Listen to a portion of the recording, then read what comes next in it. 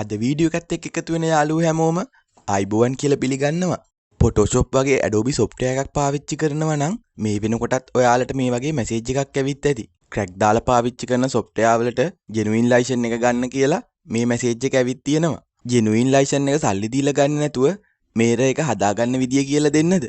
ඔයාලට මුලින්ම කරන්න තියෙන්නේ search bar එකට ගිහින් Windows Defender firewall එක open කරගන්න.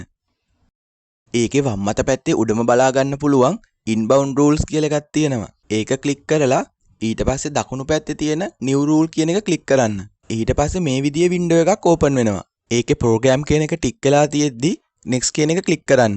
ඊට පස්සේ ඔයාලට කරන්න තියෙන්නේ ආයෙත් search bar එකට ගිහිල්ලා ඔයාලට හදා ගන්න ඕනි software එක search කරන්න. උදාහරණයක් විදියට Adobe Premiere Pro එහෙම නැත්නම් Photoshop අදාළ software එකට right click කරලා open file location කියන එක ක්ලික් කරන්න.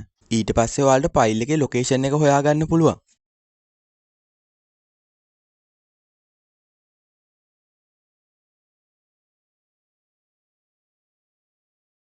ඊට පස්සේ ඔයාලට කරන්න තියෙන්නේ මෙතන උඩින් software එකේ path එක copy කරගන්න එක.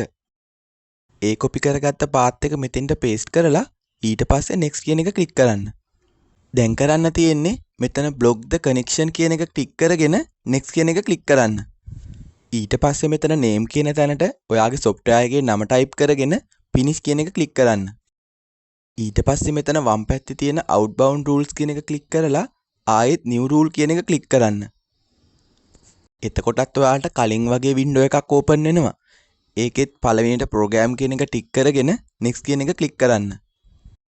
ඊට පස්සේ කරන්න තියෙන්නේ කලින් වගේම software එකේ path එක මෙතෙන්ට paste කරලා next කියන එක ක්ලික් කරන්න. දැන් කරන්න තියෙන්නේ මෙතන block the connection කියන එක ටික් කරගෙන next කියන එක ක්ලික් කරන්න. දැන් ආයෙත් කලින් විදියටම මෙතෙන්ට software එකේ නම type කරගෙන finish කියන එක ක්ලික් කරන්න. දැන් ඔයාලට පුළුවන් සාමාන්‍ය විදියට software එක පාවිච්චි කරන්න. මට නම් මේ වැඩේ හරි ගියා.